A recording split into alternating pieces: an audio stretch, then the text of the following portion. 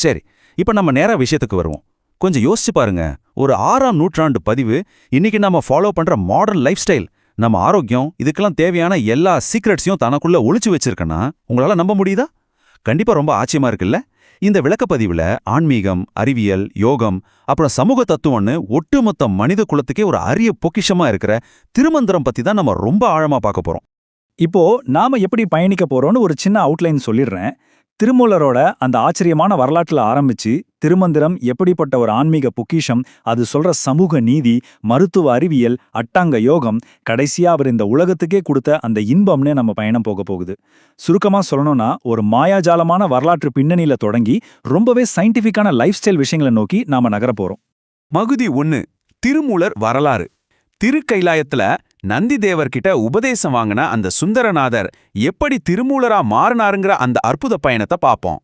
சுந்தரநாதர் கைலாயத்திலிருந்து தென்திசையை நோக்கி அகத்தியரை சந்திக்க பயணிக்கிறாரு. வழியில சாத்துனூருங்கிற ஒரு கிராமத்துக்கிட்ட சில பசுக்கள் ரொம்ப பரிதாபமா அழுதுட்டு இருக்கிறத அவர் பார்க்கறாரு. என்னன்னு பார்த்தா அந்த பசுக்களை மேய்க்கிற இடையனான மூலன் இறந்து கிடக்கான்.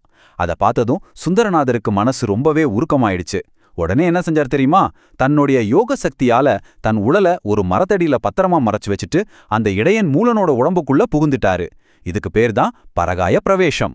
தன் எஜமானன் உசுரோட வந்ததை பார்த்ததும் அந்த பசுக்களுக்கு அளவே இல்லாத சந்தோஷம். ஆனா பசுக்களை ஊருக்குள்ள பத்திரமா விட்டுட்டு திரும்பி வந்து பார்த்தா அவர் மறைச்சு வச்சிருந்த அவரோட பழைய உடம்ப காணோம். அப்பதான் அவருக்கு புரியுது, ஓ, இது இறைவனோட திருவிளையாடல்னு. இதுல நிஜமாவே ஒரு மலைக்க வைக்கிற விஷயம் ஒன்னு இருக்கு. அதுதான் இந்த 3000ங்கிற நம்பர்.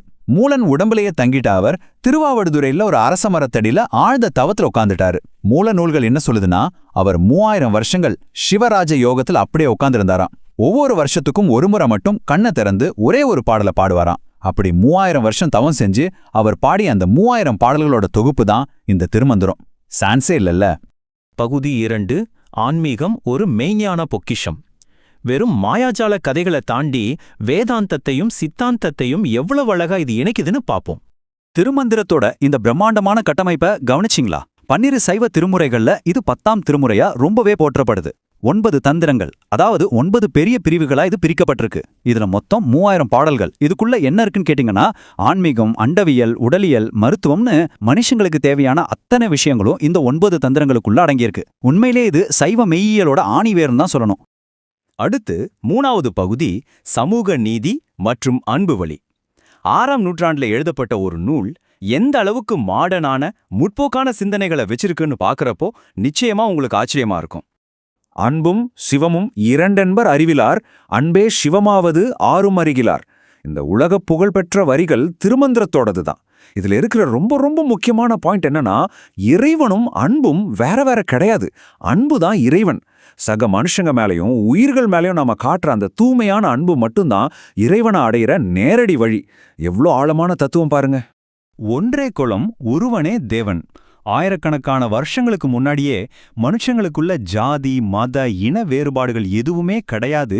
நாம எல்லாரும் ஒரே குலம், நம்மை காக்கிற அந்த இறைவன் ஒருத்தனேன்னு ஒரு மிகப்பெரிய சமூக புரட்சி குரலை திருமூலர் ஒலிக்க விட்டுருக்காரு. இன்னைக்கு இருக்கிற காலகட்டத்துக்கு இது எந்த அளவுக்கு அவசியமா இருக்குன்னு கொஞ்சம் யோசிச்சு பாருங்களேன். 4வது பகுதி உடம்பே ஆலயம், மருத்துவ அறிவியல். தத்துவத்தோட மட்டும் நின்னுடாம நம்ம உடம்பை எப்படி ரொம்ப பிராக்டிக்கலா பாதுகாக்கணும்னு திருமூலர் சொல்றாரு. இங்கேதான் ஒரு மிக முக்கியமான குறிப்பை பார்க்கணும்.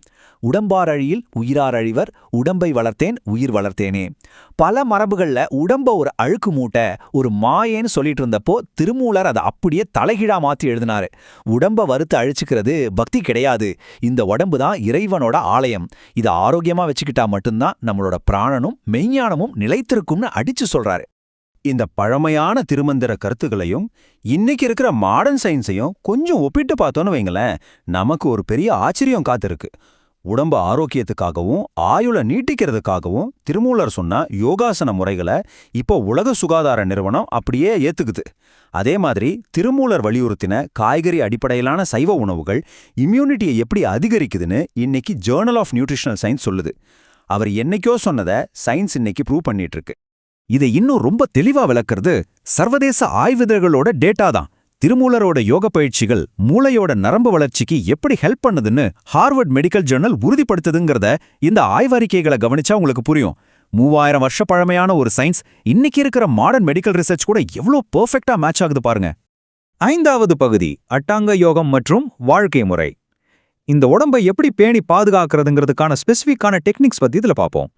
திருமந்திரத்தோட 3வது தந்திரம் முழுக்க முழுக்க அட்டாங்க யோகம் பத்தி தான் பேசுது. யமம், நியமம், ஆசனம், பிராணாயாமம், பிரத்யாகாரம், தாரணை, தியானம், அப்புறம் சமாதி, இப்படி ஒரு 8 நிலைகளா அவர் ரொம்ப கிளியரா வரையறுக்கிறாரு. பதஞ்சலி முனிவரோட யோக சூத்திரங்களுக்கு ஈக்குவலா, ஆனா முற்றிலும் தன்னுடைய சொந்த சித்தர் அனுபவத்திலிருந்து இந்த அட்டாங்க யோகத்தை திருமூலர் நமக்காக கொடுத்திருக்கிறாரு. வெறும் சாதாரண பிசிக்கல் எக்ஸசைஸோட நிக்காம காயசித்திங்கிற ஒரு அட்வான்ஸ்டு முறையும் அவர் அறிமுகப்படுத்துறாரு. மூச்சு பயிற்சி மூலமாவும் பிராணசக்தியை தக்க வைக்கிறது மூலமாவும் நம்ம உடம்பு வயசாகிறத தடுத்து எப்பவும் இளமையா எப்படி வச்சுக்கிறதுன்னு அமோரி தாரணைங்கிற பகுதியில அவர் ரொம்பவே ஆழமா விளக்கியிருக்காரு. இது நிஜமாவே வாழ்க்கையில பெரிய மாற்றத்தை ஏற்படுத்துற விஷயமும் தானே. இறுதி பகுதி நான் பெற்ற இன்பம். மனுஷங்களுக்காக அவர் வச்சிருக்கிற அந்த அல்டிமேட் இலக்கு என்னன்னு சுருக்கமா பார்ப்போம். நான் பெற்ற இன்பம் பெருக இவ்வையகம். இந்த புகழ்பெற்ற வரியில திருமூலரோட அந்த பிரம்மாண்டமான கருணை நமக்கு தெரியுது. அவர் தனக்கு கிடைச்ச அந்த மெய்ஞானத்தையும் மரணமில்லா பெருவாழ்வுக்கான சீக்ரெட்ஸையும் தனக்குள்ளேயே சுயநலமா வச்சுக்கல. பல 1000 வருஷம் தவம் செஞ்சு அந்த பேரானந்தத்தை நாம் எல்லாரும் அடையணுங்கிறதுக்காகவே இந்த திருமந்திரத்தை ரொம்ப சிரமப்பட்டு நமக்காகவே விட்டுட்டு போயிருக்காரு. அதனால கடைசியா உங்ககிட்ட ஒரு கேள்வியை கேட்டு இந்த விளக்கப்பதிவை நான் முடிக்கலான் இருக்கேன். 3000 வருஷம் பழமையான ஆனா இன்னைக்கு மாடர்ன் சயின்ஸுக்கே சவால் விடுற இந்த லைஃப் ஸ்டைல, உடல், மனம் மற்றும் சமூக ஆரோக்கியத்துக்கான இந்த பொக்கிஷத்தை உங்களுடைய இன்றைய மாடர்ன் லைஃப்ல நீங்க எப்படி பயன்படுத்த போறீங்க? இந்த மகத்தான அறிவை வெறும் புத்தகங்கள்ல மட்டுமே விட்டுடாம உங்க அன்றாட வாழ்க்கையில பிராக்டிக்கலா கொண்டு வாங்க. சிந்திப்போம், செயல்படுவோம்.